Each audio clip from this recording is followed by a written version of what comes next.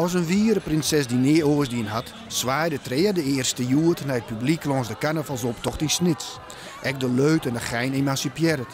Net aan nocht van alle mannelijke leden van de Rie van Alve. Sassou prinses Trea moest feestelijk van de trein helle worden. Maar dat roen al los. Nou, de prinses is er niet, jongens. Hé, wat hebben we nou? De prinses is er.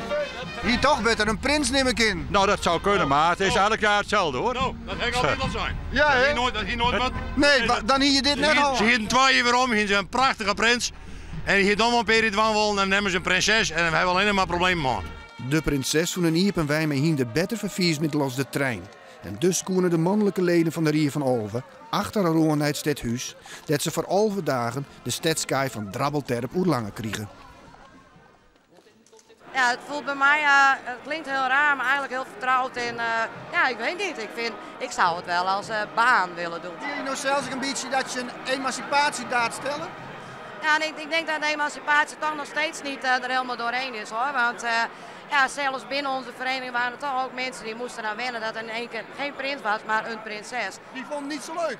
Ze vinden het wel leuk, maar ze moeten aan wennen. Als jij gewend bent dat er jarenlang een man heeft gestaan en er staat in één keer vrouw, is dat natuurlijk wel een omslag.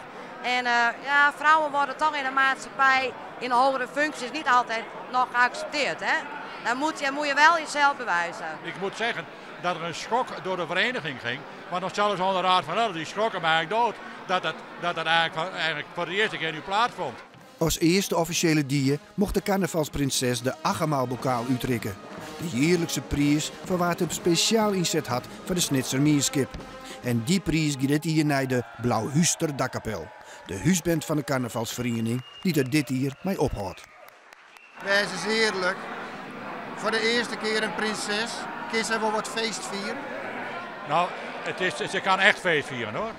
Echt een ongelofelijke feestnummer. Proost!